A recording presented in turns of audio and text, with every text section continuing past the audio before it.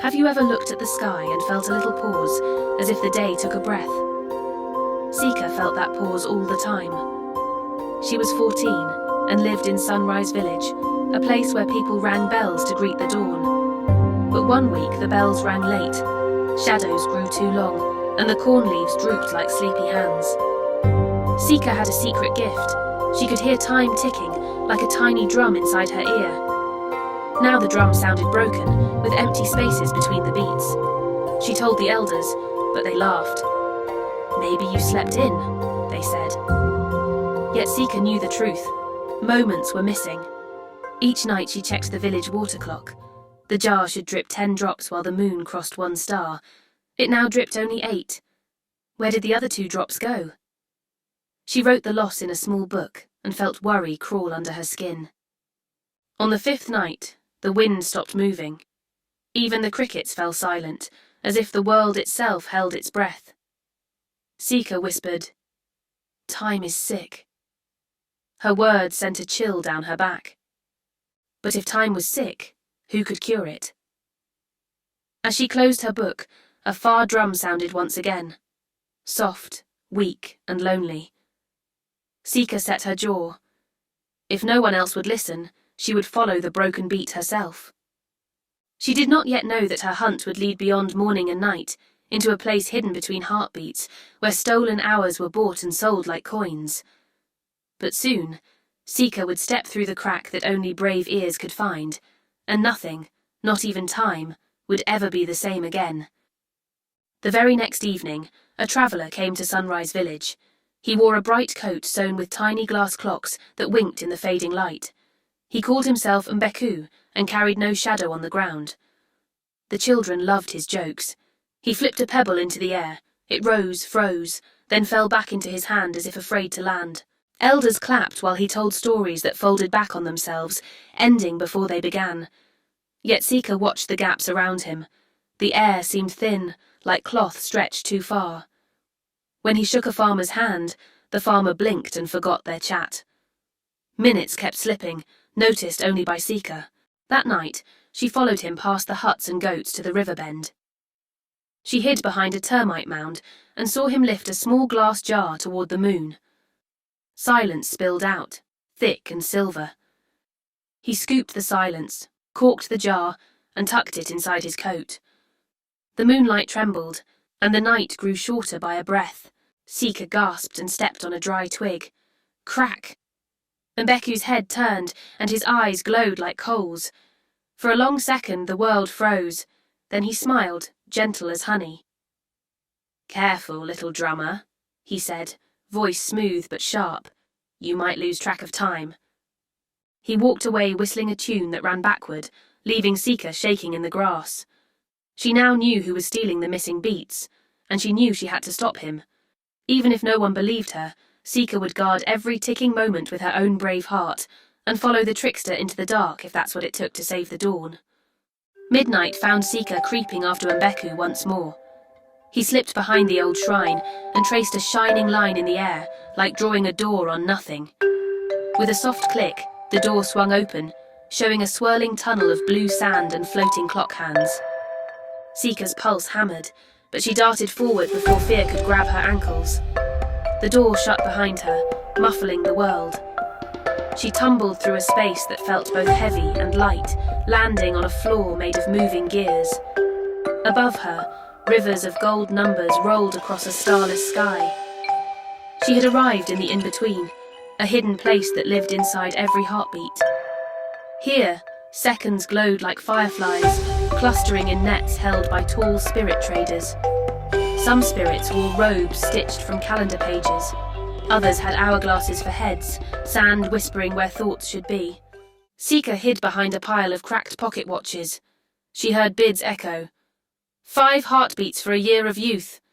10 laughs for an extra dawn. It was a black market of moments, and Mbeku was the loudest seller. He held up the moonlit jar from the river bend. "Fresh silence, still warm," he cried. Coins rang. Each coin was a stolen sigh, a broken promise, a lost hug. Sika's breath caught. Every sale meant someone, somewhere, would wake up missing a piece of life. She felt anger burn hotter than her fear. She clenched her small fists and whispered, "Not one more stolen second." She began to search for a weakness in the trickster's trade. Sika crept along glowing streets where clocks grew like flowers, each petal a ticking hand. She found the great auction hall, carved from frozen sunsets. Inside, rows of spirits sat on clouds shaped like benches. Mbeku stood on a stage made of mirrored hours. He lifted a clear globe. 30 minutes of a mother's bedtime song. Who will start the bid? A spirit with wings of smouldering ash raised a crystal feather. Sold. Next came 1 hour of a child's birthday laughter. Sold again. The crowd cheered, and time slipped away forever.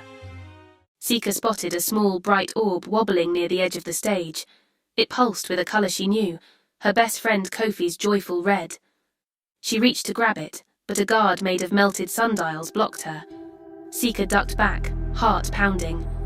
The auction ended, and coins clinked into Mbeku's pouch.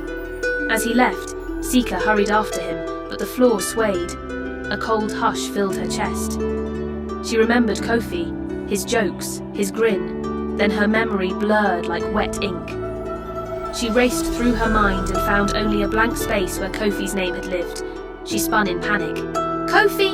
she yelled, but no face came, no echo.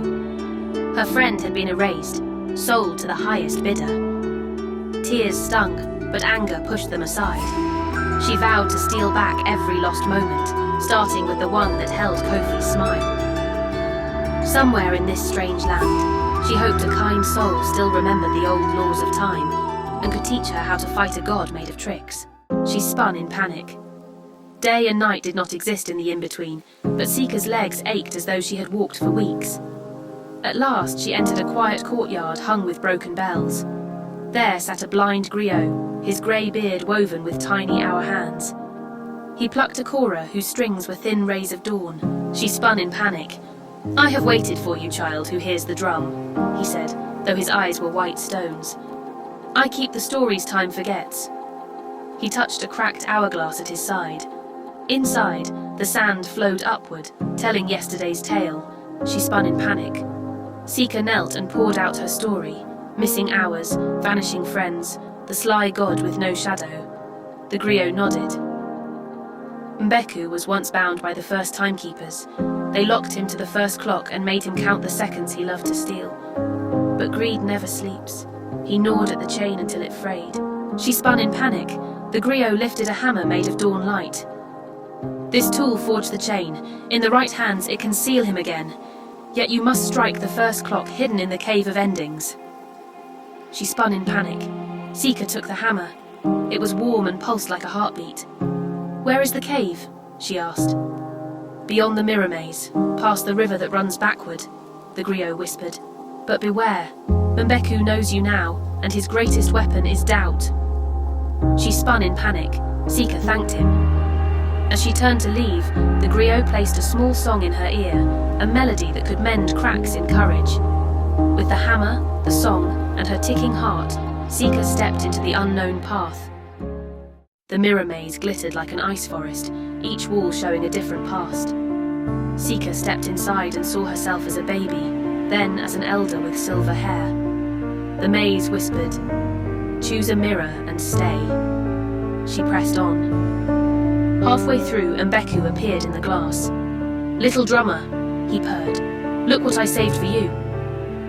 The mirrors shifted, showing Sika's brother, alive and laughing. In truth, he had died years ago. Tears blurred her sight. Mbeku held out a jar. "Trade your hammer for this happy hour," he offered. Sika's hand trembled, but the melody from the griot hummed in her ear, strong and clear. She remembered the blank space where Kofi should be and knew the trick. "Memories are not marbles to trade," she said. She slammed the jar with the hammer. Glass shattered. False images blew away like sand. The maze shook. Angered, Mbeku clapped his hands. Mirrors closed around Sika, forming a prison of shiny walls. Each second stuck inside aged her, pulling years from her bones. Her arms felt heavy, her braid turned pepper grey. In panic, Sika tapped the hammer against her chest, matching the beat of her heart. The song inside grew louder, cracking the mirrors. A beam of pure time burst out, blasting a hole through the prison. Sika stumbled free, older but unbroken. She picked up a shard of mirror and saw a wiser face. "I still have time," she said softly, and hurried toward the river that runs backward. Behind her, Mbeku's laughter echoed, cold and bright. "Run, little drummer," it called. "I have all the hours in the world to catch you."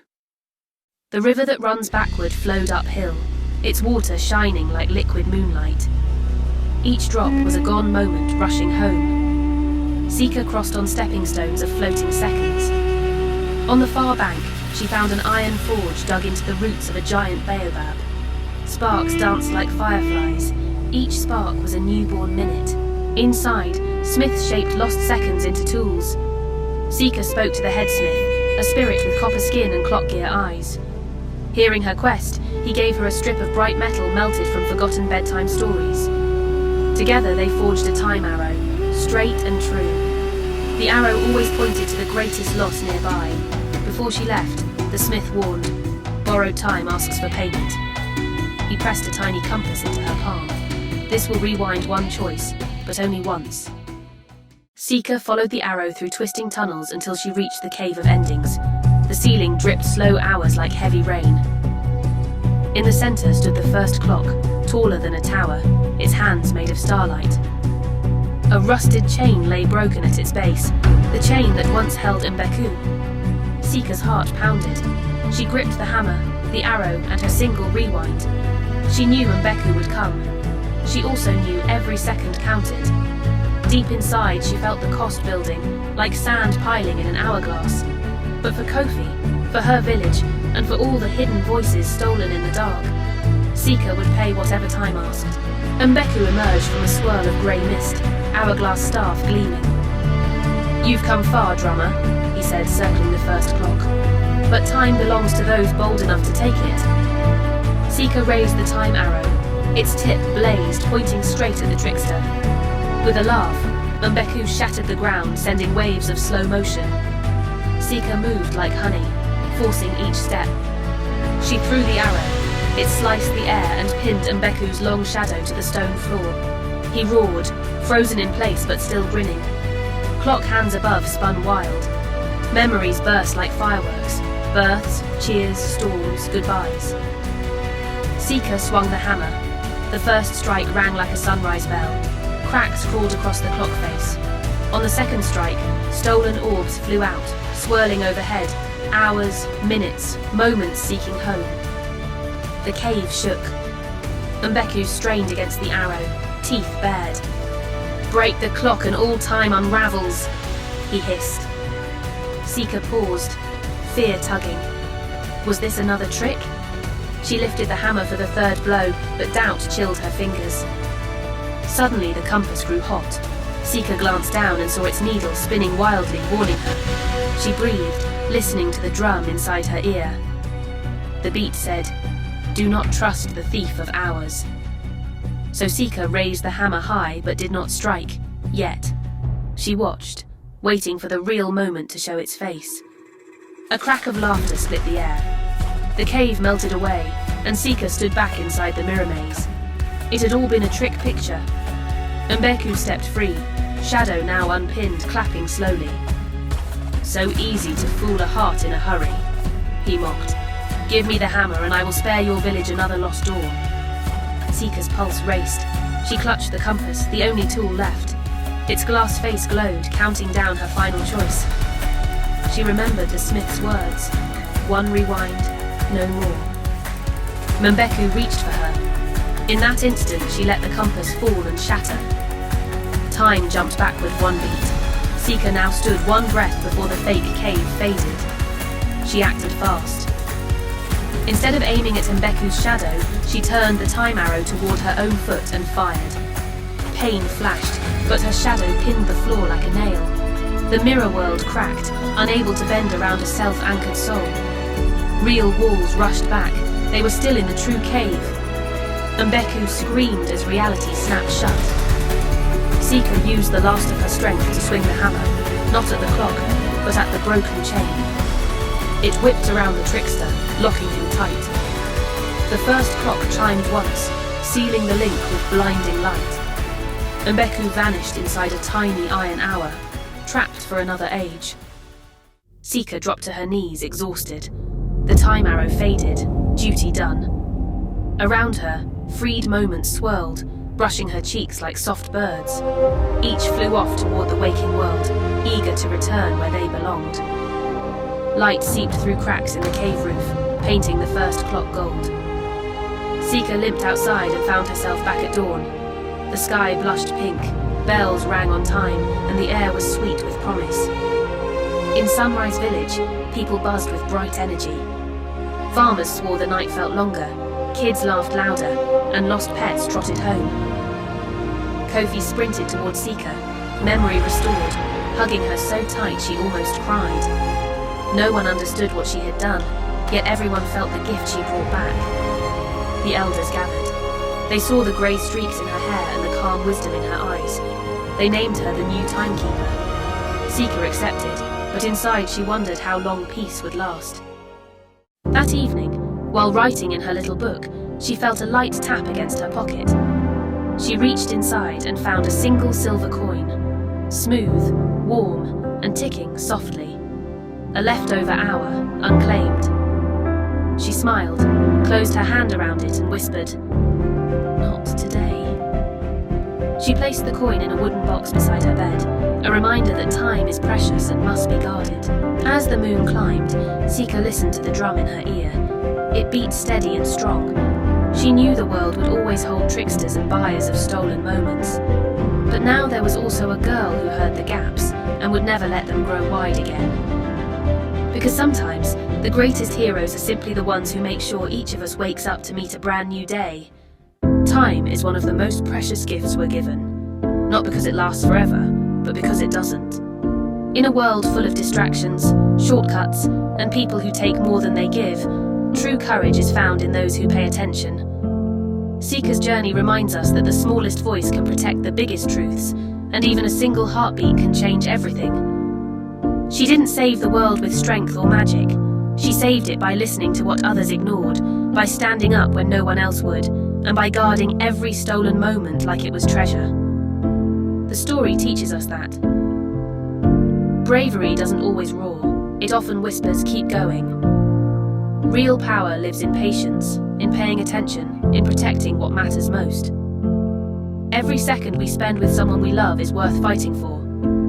And most of all, heroes aren't always the loudest or strongest. Sometimes the greatest heroes are the quiet ones, the ones who make sure the world wakes up on time. Because when you guard time, you protect the moments that make life meaningful. Thank you for watching. If you enjoy this type of content, please like, share, comment, and subscribe. God bless.